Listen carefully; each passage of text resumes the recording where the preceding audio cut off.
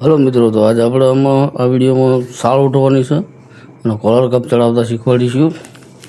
તો પહેલાં જો છેડેથી આવી રીતે સાળ ઉઠવાની છે, એકદમ ચાંપમાં સિલાઈ મારવાની છે મિત્રો.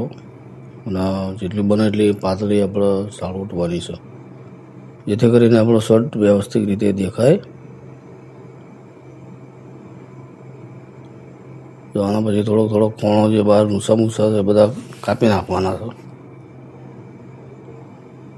પછી આપણે બીજો આંટો પણ એવી રીતે ઓટી નાખવાનું છે.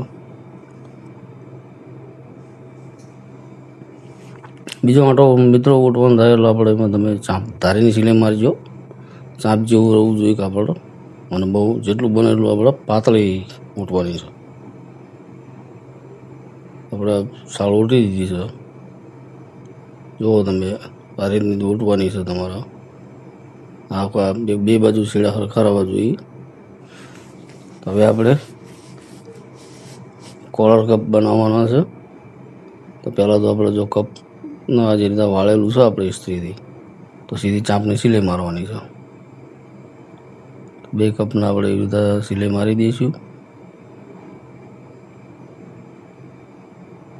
તો આપણે બે કપના સિલાઈ મારી દીધી છે. બાકી વચ્ચે જે બીજું કાપડ છે એ બધું આપણે કાતર વડે કાપી લેવાનું છે, જેથી કરીને આપણે બીજી સિલાઈ મારવામાં આડું ના આવે.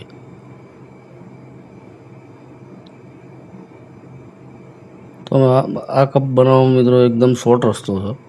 ખૂણા લગી જ આપણે સિલાઈ મારવાની છે, પૂરી આખા કપમાં નથી સિલાઈ મારવાની. તો આ રીતનું તમે કપ બનાવો તો તમે પણ સ્પીડમાં કામ કરી શકો. તો બે કપ હારે મારો એટલે તમારે કાપડ કાપવું, દોરા કાપવા એ બધું એક જ દાનમાં થઈ જાય. તો બે ખૂણા આપણે આવી રીતે સિલાઈ મારી દઈશું બે કપમાં. પછી જે કાપડ જે બધું વધ્યું છે એ બધું આપણે કાપી નાખવાનું છે. તો એ બધું વધનું બધું કાઢી કાઢવાનું બે બાજુથી. પછી આપણે કપનો પલટાવી દેવાનો છે.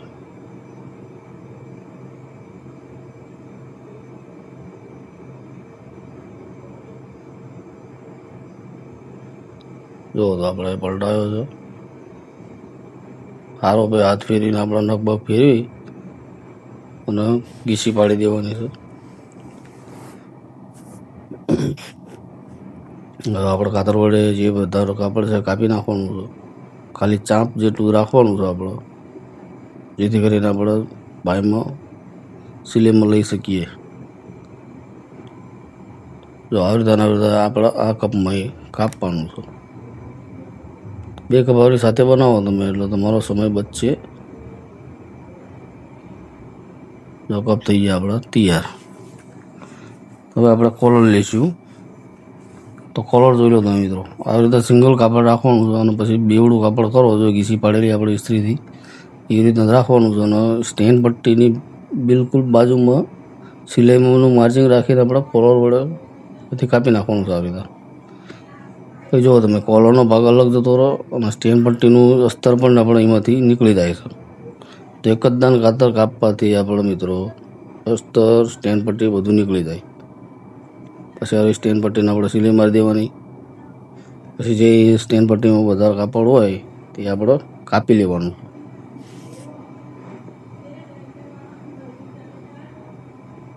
પછી બે બાજુના ખૂણા મિત્રો આપણે સરખા સીધા કરીશું અને બે ખૂણા આપણે ભેગા કરીને વચ્ચે કટ મારી દેવાનો છે, જેથી કરીને આપણા કોલરનો બિલકુલ વચ્ચોવચ્ચ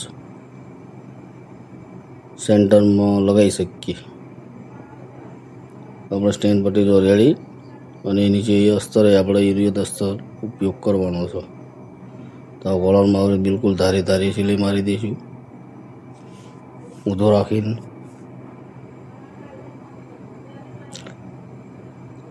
બિલકુલ પોઈન્ટ ઉપર જ સિલાઈ મારવાની છે મિત્રો. કેનવાસની ઉપર સિલાઈ ના ચડવી જોઈએ.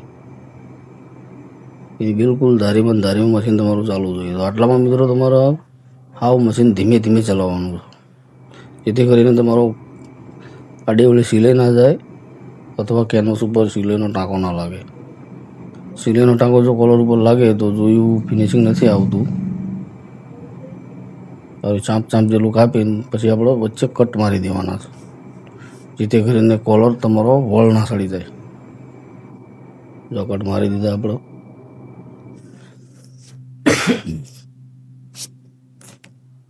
પછી આપણે આવી રીતે પોઈન્ટ કાઢવાનો છે. કાતરનો ધોવા મારી શકો, અથવા આમાં બીજો એક આપણે ઉપયોગ કરવામાં આવે છે, દોરો મૂકીને પણ આપણે પોઈન્ટ કાઢી શકાય છે. તો એ તમને હું એક નેક્સ્ટ વિડીયોમાં બતાવીશ, નાનો વિડીયોમાં, કોલર આપણો કેવો પરફેક્ટ પોઈન્ટ નીકળે એવો તમને આગલા વિડીયોમાં હું તમને બતાવીશ. જો આપણે ચાંપની સિલાઈ મારી દીધી છે.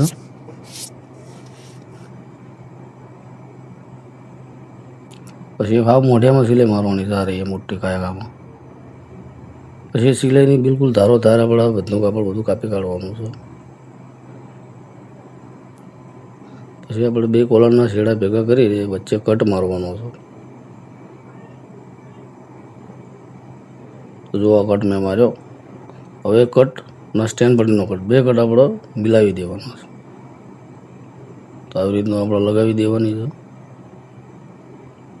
તો જો તો એક ઇંચ જેવો છેડો આપણો સ્ટેન્ડ પટ્ટીનો મોટો હોય છે. કોઈ 1 ઇંચ હોય, કોઈ વધારે હોય, ઓછો હોય, તો જેવો આપણો કોલર એ રીતનો છેડો મિત્રો વધારે હોય છે આપણો. એ રીતે સામે બાજુ પણ સિલાઈ આપણે એ રીતે મારી દેવાની છે. પછી જે આપણે પેલું અસ્તર જે કાપ્યું હતું એ અસ્તરને કંઈક કરવાનું નહીં, સીધું આપણે સિલાઈ જ મારવાની રહેશે. તો આપણે એનું અસ્તર એમાંથી કાપો તમે તો આટલો ફાયદો આપણો રહેશે.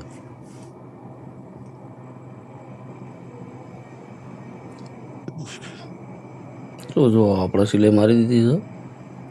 આવા વધનું બધું આડું કાચા કબૂચિયા કાપડ હોય, દોરા હોય, એ બધું આપણે કાપી લેવાનું છે. અને મસ્ત રીતે આપણે એનો જે કોલરનો પોઈન્ટ કાઢ્યો હતો એ રીતે સ્ટેન્ડ પટ્ટીનો પણ આપણે ખૂણો કાઢવાનો હતો, જેથી કરીને મસ્ત ખૂણો દેખાય. જો તમે આવી રીતે ખૂણા જો ના કાઢો તો તમારું કામ સાવ બોગસ દેખાય છે. તો જોયું ફિનિશિંગ ના આવે. પછી આપણે ચાંપની સિલાઈ મારવાની છે. કોલરના શેડેથી જ ચાલુ કરવાની છે અને કોલરના શેડે સુધી પહોંચાડી દેવાની છે. ધારીમાં મિત્રો એ નથી મારવાની. ધારીમાં સિલાઈ આપણે મારવાની છે. જેડે કોલર ફિટિંગ કરીએ તાણા ધારીમાં સિલાઈ મારવી પડે. હવે આપણે એને બે ભેગું કરીને વચ્ચે કટ મારી લઈશું, જેથી કરીને આપણે ગળું કાપવામાં સેટિંગમાં સારું રહે. તો જો આપણો કોલર તૈયાર છે. હવે આપણે શર્ટનો આડોળો હોય સીધો કરી અને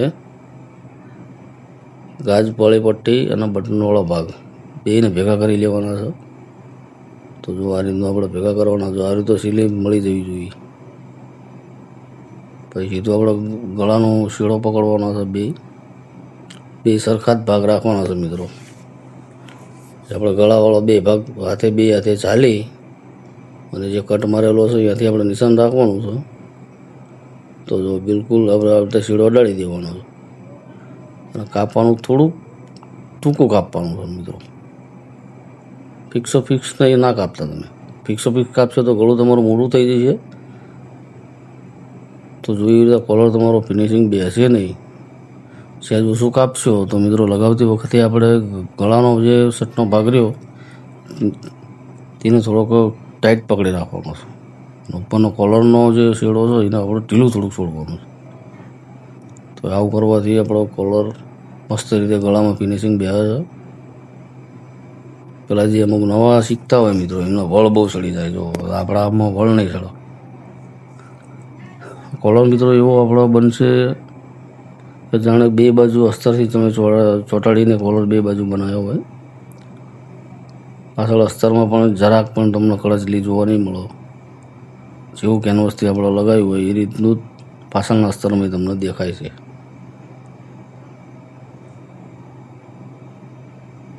મિત્રો જો મેં સિલાઈ મારી દીધી છે. પછી આપણે એ સિલાઈ મારી અને ઝીણા કટ મારી દેવાના છે કાતરથી, જેથી કરીને આપણું ગળું રહ્યું ને ગોળ આકારના શેપમાં આવી જાય. આ કટ તમે નહીં મારવાનો, કોલર ચડાવી દેશો તો સીધો કોલર રહેશે નહીં. સીધું સ્ટેન્ડ પટ્ટી બાજુ દેખાશે પણ શર્ટનો જે આપણે ગળું રાઉન્ડ કર્યું હતું એ રાઉન્ડ રહેશે નહીં. તો આપણે કટ મારવા જરૂરી છે. પછી આ કોણા જેવું બધું દોરા બોરા બધું બહાર હોય આપણે આવા ટેસ્ટર વડે કોઈ સીલી હોય એનાથી અંદર ઘુસાડી દેવા. જો તો આપણા ઉપર સિલાઈ મારવાનું, એ બિલકુલ ધારીમાં જ મારવાની સિલાઈ. જો આપણે આ રીતે ભાઈ અંદર બધું કાઢી દેવાનું છે.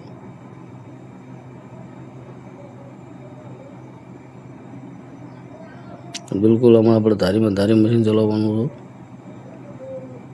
મિત્રો આ સિલાઈ મારેલી તમને પાછળ પણ ના દેખાય એ રીતની સિલાઈ મારવાની આવે સારી. તો જો આપણો કોલર તૈયાર છે, બની ગયો છે. હવે આપણે ક્રપની પ્રોસેસ ચાલુ કરીશું.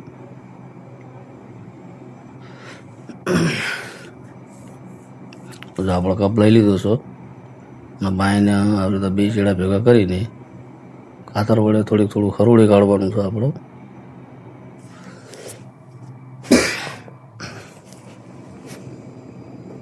જો મેં આપણે કાતર કાપી લીધું છે.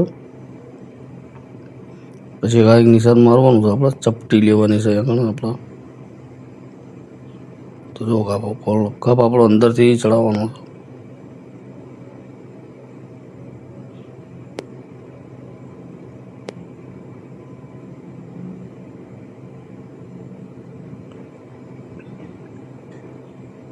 અંદરથી આપણે ચોળા ચડાવી દીધો, સિલાઈ મારી દીધી છે. બે બાયોને આપણે સેમ ટુ સેમ જ કરવાનું છે. હવે આપણે ઉપર સિલાઈ મારવાની છે. જે અંદર આ ડોળા દોરા બોરા બધું ખેંચીને અંદર તકાઈ દેવાનું છે, જેથી કરીને બહાર દેખાય નહીં.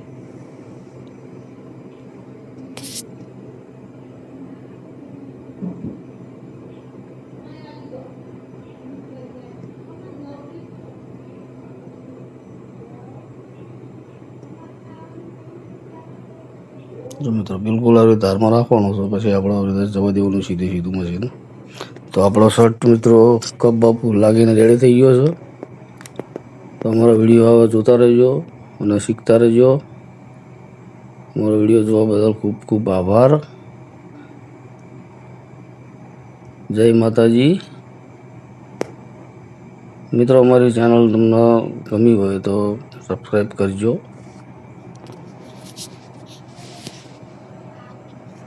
જો આપણા બીજા કપના પણ સિલાઈ